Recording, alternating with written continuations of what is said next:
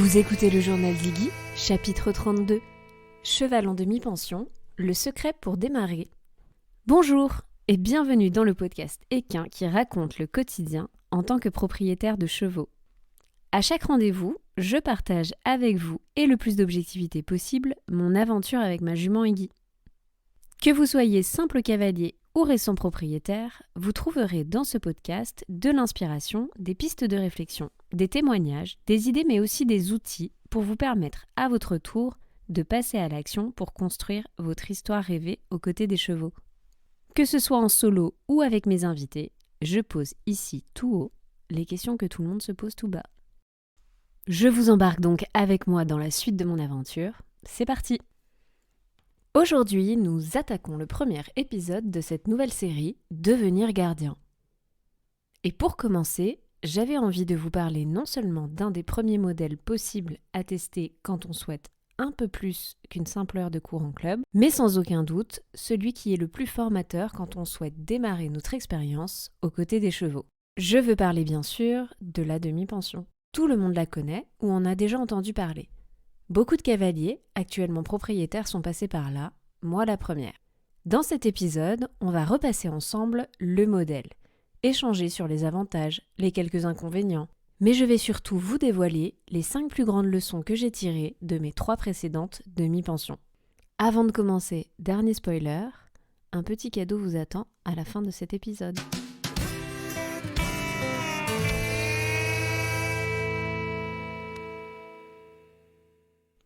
Quoi ? Tu t'occupes de son cheval à sa place et en plus tu payes pour ? Ça, c'est la réponse number one quand je tente d'expliquer le principe de la demi-pension à des non-équitants. Personne ne le comprend. Ça leur paraît fou de payer pour s'occuper à la place de l'autre de son propre cheval. Même si je ne suis pas sûre de vous apprendre quoi que ce soit de neuf, je vais quand même commencer par redonner la définition et le principe d'une demi-pension, histoire que tout le monde ait les mêmes bases. La demi-pension, c'est une formule de location entre un propriétaire d'un cheval et un cavalier, dans laquelle ce cavalier utilise le cheval un certain nombre de jours par semaine en échange d'une contribution financière. Le terme demi-pension désigne généralement que le cavalier va disposer pendant la moitié de la semaine du cheval, soit environ 3 à 4 fois. Il existe aussi les tiers de pension, qui concernent donc une utilisation plus restreinte, environ 2 à 3 fois par semaine, et les quarts de pension, pour 1 fois par semaine. Cette formule peut se mettre en place entre un propriétaire et un cavalier de manière autonome et indépendante, mais aussi entre un club et un cavalier sur un cheval précis. En soi, la demi-pension, c'est un peu le premier pied à l'étrier qui s'offre à chaque cavalier, souhaitant petit à petit sortir du cadre un peu rigide du centre équestre, avec 1 ou 2 heures de cours par semaine, changement de monture à chaque séance, etc. Côté financier, c'est aussi une des formules qui peut correspondre à beaucoup de personnes. Parce que venir monter 2, 3, 4 fois par semaine en cours a un coût, et que généralement, prendre une demi-pension reste plus avantageux côté dépenses. Il existe autant de modèles de demi-pension que de propriétaires, que de clubs ou que de chevaux. Certaines vous offriront le parfait cheval pour la balade du dimanche, d'autres vous permettront de sortir en compétition. Bien sûr, il n'y a donc pas de prix standard. Si vous prenez un quart de pension, ce sera a priori moins cher qu'une demi-pension. Mais si vous choisissez le cheval de balade pour venir le dimanche, ce sera a priori aussi moins élevé que le cheval qui vous permettra de sortir en concours. Comme pour tout, la demi-pension a des avantages et ses inconvénients. Mais je reste persuadée à titre personnel qu'elle est une véritable opportunité pour commencer à se tester en tant que futur propriétaire. Côté point fort, la demi-pension va permettre au cavalier de s'épanouir sur le point de vue relationnel et technique. En côtoyant un même cheval, il va pouvoir alors construire une relation particulière avec celui-ci. Pour moi, ce point précis a le double avantage de pouvoir se projeter et de s'accomplir. Se projeter, que ce soit d'un point de vue pratique équestre, en testant ou en approfondissant de nouvelles disciplines par exemple, s'accomplir, car en apprenant à mieux connaître son binôme, on se construit. On peut se dresser des axes d'amélioration communs et relever de nouveaux défis. N'oublions pas non plus qu'en doublant ou triplant votre moyenne d'heures passées à cheval, vous allez pouvoir vous améliorer et viser plus haut également, a priori. Plus d'heures à cheval donc, mais surtout plus de temps passé à côté et autour du cheval. Et ça, c'est le point le plus important qui vous rapproche petit à petit du quotidien de propriétaire. Plus personne pour reprendre votre poney à la fin de la séance et vous enlever 30 minutes de pansage, de brouting ou de gratouille. Avec la demi-pension, une nouvelle dimension s'ouvre. En fonction du cadre de départ qui est décidé pour cette aventure, vous pourrez aussi accéder ou pas à l'ensemble des questions qui taraudent le ou la propriétaire de votre cheval. Il y a une expression qui dit « c'est en forgeant que l'on devient forgeron ». Et avec la demi-pension, c'est pareil. C'est en commençant à côtoyer les raisonnements et la gestion quotidienne de votre cheval, c'est-à-dire l'alimentation, les soins, le parage, le vermifuge, la dentiste, etc. Et c'est ainsi que vous apprenez petit à petit à vous poser les bonnes questions pour le faire seul par la suite. Mais parce que chaque pièce a deux faces, chaque yin a un yang, chaque opportunité a son lot de contraintes, de freins ou de points de vigilance, il en est de même avec la demi-pension. Alors la première et la plus évidente, c'est que ce cheval, ce n'est pas le vôtre. Fastoche, vous me voyez venir, mais en rentrant dans le quotidien et donc dans l'intimité d'un duo déjà existant, vous pouvez vous retrouver à exprimer au fur et à mesure un avis différent, voire à être en désaccord avec le propriétaire. En fonction des personnes, du contrat, vous ne serez pas forcément consulté dans certaines prises de décision, et pourtant celles-ci vont peut-être impacter votre quotidien avec lui. Une autre sur laquelle on peut tous se laisser surprendre, c'est que sur la longueur, on peut également avoir du mal à partager. Et là, je parle notamment pour les demi-pensions sur des chevaux de club. Au début, on est trop content d'avoir toujours le même cheval, de pouvoir l'avoir un certain nombre d'heures pour nous. Mais quand il faut raccrocher le licol, pour que d'autres viennent alors profiter de lui, ça peut provoquer beaucoup de frustration. Le dernier point négatif, qui me vient instinctivement, c'est que comme vous n'êtes pas le propriétaire, ce n'est pas forcément vous qui décidez si ça va s'arrêter. Ce qui veut dire que toute la charge émotionnelle liée à cette relation, cette histoire, peut alors se transformer en véritable pincement au cœur si elle disparaît d'un jour à l'autre, sans que vous ayez le temps de faire votre deuil. Alors, comment faire en sorte que ça marche tout ça ? Avant de vous livrer mon retour d'expérience personnelle, suite à mes diverses demi-pensions, je voudrais rapidement dresser un comparatif des deux modèles existants, soit la DP de propriétaire et ou la DP de club. Parce qu'en fonction de celui que vous choisirez, certains des freins évoqués juste avant vont diminuer et vice-versa. La DP de propriétaire est a priori un cheval que vous ne partagerez qu'avec peu, voire très très peu de personnes, contrairement à une DP de club, qui en général sera quand même encore utilisée pour de nombreux autres cours par d'autres cavaliers. Ça veut dire que les nouveaux apprentissages, les progrès sur certains exercices se verront mieux, et a priori, vous n'aurez pas de nouveaux problèmes à gérer. Dans le sens où votre cheval ne va pas forcément rencontrer plein de problématiques avec son propriétaire qu'il vous faudra à votre tour prendre en compte, voire régler pendant vos séances à vous. Pour autant, la DP de propriétaire peut aussi avoir un avis très tranché sur quoi faire, comment le faire et avec quel niveau d'exigence. Ce qui va vous laisser peu de souplesse pour proposer, tester, choisir. Ça peut même aller jusque dans le choix du coach. Ce qui s'entend complètement d'un point de vue de propriétaire, puisque si le cheval a déjà un coach qui le suit, il connaît son travail, il connaît sa personnalité, son tempérament. Mais ce qui d'un point de vue de demi-pensionnaire ne vous conviendra peut-être pas.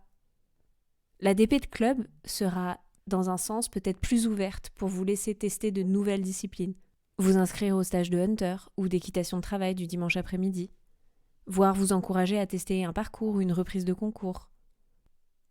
Vous l'aurez compris, la recette du succès pour choisir et prendre une demi-pension, c'est de se poser des questions en amont sur ce que l'on attend soi.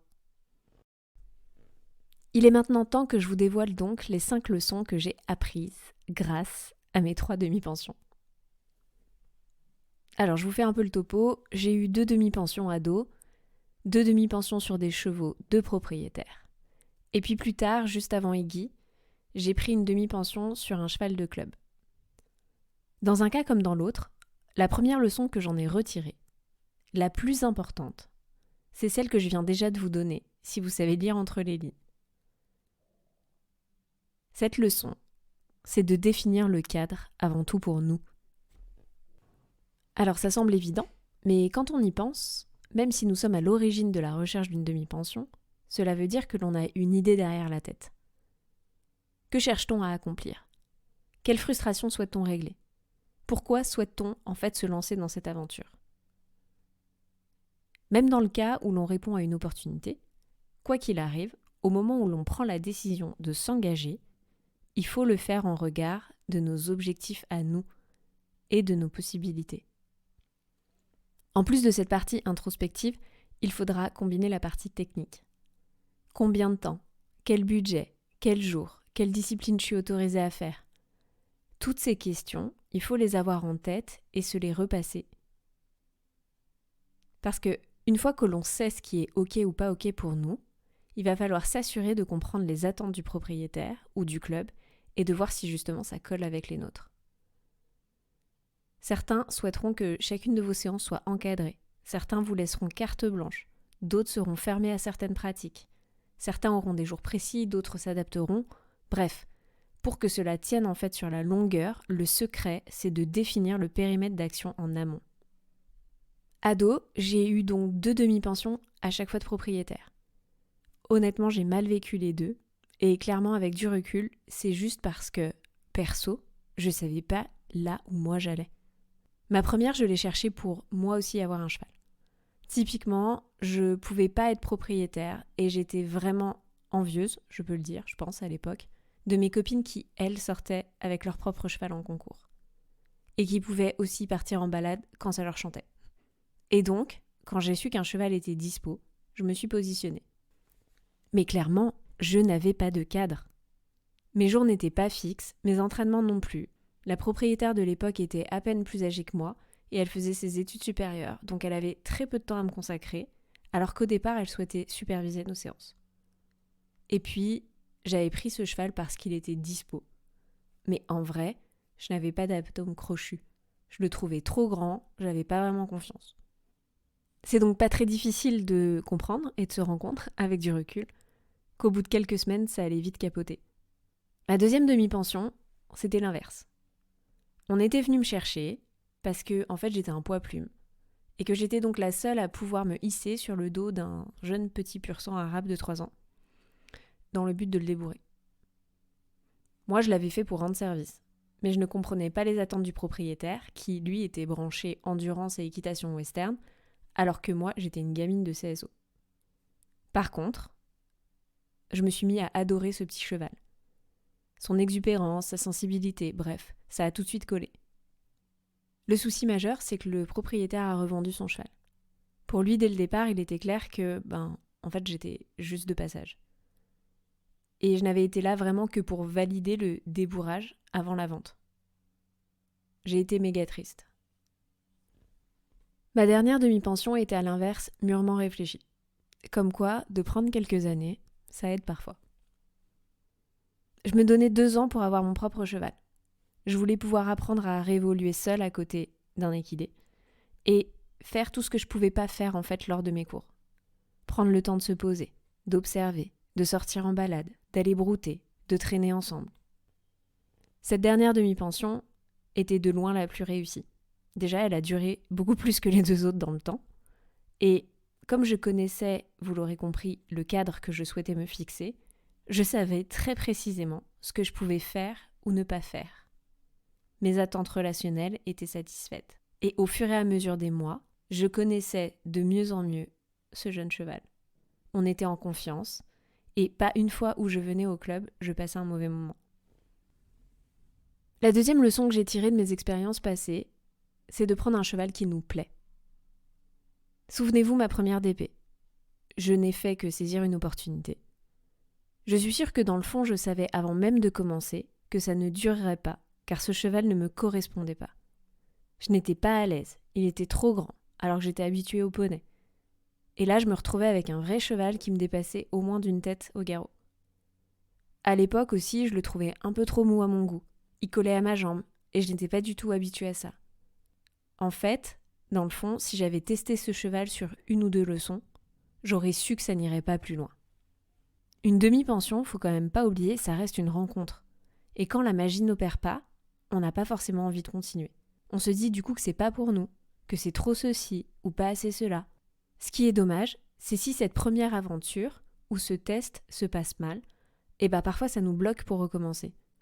Or quand on tombe sur le bon cheval et que le cadre est clair, là ça peut être du pur bonheur. Ma dernière demi-pension, je l'ai pris sur ce cheval de club parce que je le connaissais et que je l'appréciais déjà. Et j'ai d'ailleurs appris à le redécouvrir parce qu'on faisait plus. On s'est mis à sortir en balade, à faire du cross ensemble, quelques concours. Mais le fait de l'avoir déjà testé en cours avant, de me rendre compte que son tempérament c'était en adéquation avec mes attentes, que sa conformation aussi de départ, c'est-à-dire son corps, sa morphologie, son morphotype, en fait, toutes ces bases étaient là pour que ça fonctionne. Alors, comment on fait quand on démarre sur un cheval que l'on ne connaît pas et que l'on trouve sur une annonce ? 2 tips. Le premier, si déjà en photo ou en vidéo vous n'êtes pas convaincu, que vous le trouvez trop ceci ou trop cela, passez votre chemin. 2e tips, on demande au club ou à la propriétaire de faire un essai sur 1 mois par exemple, ce qui nous permet de pouvoir le tester sur plusieurs cours aux séances et du coup de se rendre compte si ça colle niveau tempérament ou autre. J'ai pour habitude de dire que vouloir faire rentrer un rond dans un carré ou carrément un carré dans un triangle, ce n'est pas un bon objectif en soi. Et ceci vaut aussi pour un cheval en demi-pension. L'offre, elle est généralement large. Quand on voit le nombre d'annonces sur Facebook ou Equirodi, honnêtement, ne vous inquiétez pas. Si ce n'est pas celui-là, il y en aura un autre. Une fois qu'on a le cheval qui nous plaît et le cadre bien défini, il faut donc apprendre à communiquer. Ça, c'est la leçon que j'ai vraiment appris au fur et à mesure du temps. C'est surtout une leçon qui va vous servir pour toujours, dans toutes les circonstances, et encore plus le jour où vous franchissez le pas de devenir propriétaire, si jamais vous le souhaitez. Je vais enfoncer une porte ouverte, mais désolée, j'ai besoin de le dire à voix haute. Personne ne sait, personne n'est là pour deviner vos intentions, vos émotions ou votre ressenti. Personne ne sait, à votre place, pourquoi vous avez fait comme ceci ou comme cela. Lorsque vous prenez un quart, tiers ou demi-pension, vous devenez un des piliers de la gestion du cheval. Ce que vous faites, pourquoi vous le faites, doivent être réfléchis et communiqués. Parce que cela s'inscrit dans un ensemble de routines, de soins, d'apprentissage qui sont au service du bien-être et de l'évolution de votre poney. Et c'est ça la grosse différence avec le fait de prendre juste des cours. Il va falloir vous responsabiliser dans les choix que vous faites et les communiquer à l'autre personne en charge de ce même poney qui, elle, a la vision globale, la vision d'ensemble de cette équidé. Le manque de communication, c'est un des problèmes majeurs que l'on retrouve dans toutes les strates, toutes les couches de notre société. Mais là, il y a un enjeu autre que nous, et c'est le poney, parce que ce poney ne parle pas avec des mots. Donc c'est à nous de nous exprimer. Ici encore, j'ai 2 tips à vous partager. Le premier, c'est s'assurer que vous avez le même vocabulaire et que les mots ont le même sens pour vous et le ou la propriétaire du cheval. Par exemple, si vous dites « il était super excité en balade », ok, ça veut dire quoi ? Qu'est-ce que veut dire excité ? Est-ce qu'il était sur l'œil ? Est-ce qu'il était content ? Est-ce qu'il hennissait pour appeler ses potes de près ? Est-ce qu'il était frustré sur l'herbe et que du coup il cherchait à vous arracher les rênes ? Est-ce qu'il vous a embarqué par exemple ? Ce même mot, en fait, il peut évoquer plein de scénarios, mais seul vous savez lequel il désigne. Mon deuxième tips, c'est d'oser dire quand vous ne savez pas ou que vous ne comprenez pas. Et ce n'est pas parce que vous prenez une demi-pension que subitement vous savez tout, donc tout va bien. Honnêtement, qui plus est quand on n'a jamais eu de cheval, on ne sait pas forcément faire tous les soins, on ne sait pas toujours quel exercice faire pour obtenir ceci ou cela, on ne sait pas forcément gérer un cheval malade non plus. Bref, c'est ok de ne pas savoir, ce n'est pas ok de ne pas le dire, et d'essayer de bien faire dans votre coin sans savoir ce que vous faites. Tout ceci m'amène à la 4e leçon. Ne pas se faire d'espoir là où il n'y en a pas. Vous vous souvenez la 2e demi-pension dont je vous ai parlé ? Ce petit cheval où on est venu me chercher pour finir le débourrage juste parce que j'avais le poids et la taille idéale. Bon, déjà en y repensant, j'étais vraiment un peu inconsciente à 16 ans d'accepter de faire le sac à patates, puis de me hisser sur un cheval que je ne connaissais pas beaucoup, alors que je n'avais jamais fait ça et que j'avais 0 expérience. Mais bref, revenons. Revenons au fait que ce petit cheval, il m'a tout de suite plu. Et bien sûr que l'ado que j'étais rêvait secrètement que ça puisse devenir mon cheval. Et puis débourrer pour la première fois de sa vie un jeune de 3 ans, alors que l'on n'y connaît rien et que ça se passe super bien, forcément, émotionnellement, c'est méga fort. Ici, il faut comprendre que même si je ne savais pas vraiment ce que je faisais, je n'ai eu aucun coup de cul. Alors forcément, moi, l'ado amoureuse des chevaux, j'y voyais un signe. On était fait pour évoluer ensemble. C'était comme dans les films, quoi. Jusqu'à ce qu'il soit vendu parce qu'en fait, la mission de départ, c'était qu'il soit débourré avant de rejoindre son ou sa future propriétaire. Mais ça, je ne le savais pas, ou peut-être que je n'ai pas voulu l'entendre.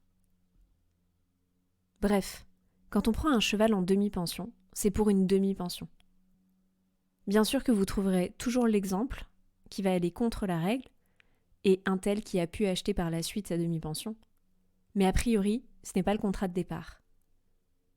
Et si le cadre est bien posé, restez fidèle au cadre. Cela évite bien des déceptions et des pansements à mettre sur nos petits cœurs. Il est temps de finir en vous donnant mon dernier conseil. Respectez les règles édictées. Il coule tellement de sources que j'ai hésité à le mettre. Mais je crois que parfois on a du mal à l'appliquer lorsqu'on ne voit pas le tableau en entier en fait. Le cheval que vous allez prendre, il a eu une vie avant votre arrivée. A priori, il n'est pas sorti de derrière un buisson, juste 2 minutes avant que vous ne fassiez sa rencontre. Il a donc un passé, une somme d'expériences positives comme négatives, certaines problématiques peut-être bien connues et pas encore réglées. D'autres qui sont peut-être contenues, mais que le propriétaire ou le club actuel n'est pas encore prêt à régler. Et il faut respecter leur choix. Et pour ça, respecter les règles. Si on vous dit par exemple, pas de balade en solo, mon cheval gère mal. Respectez. Même si vous le sentez bien et que vous pensez que ce cheval-là, il est trop en confiance avec vous. Parce que peut-être que ça fait 6 mois que la propriétaire bosse sur le détachement aux copains et que si vous grillez une étape trop vite, ça va la faire retomber au stade 0. Si on vous dit de mouiller la ration et d'attendre qu'elle gonfle avant de la donner, faites-le. Même si vous êtes pressé, organisez-vous avant.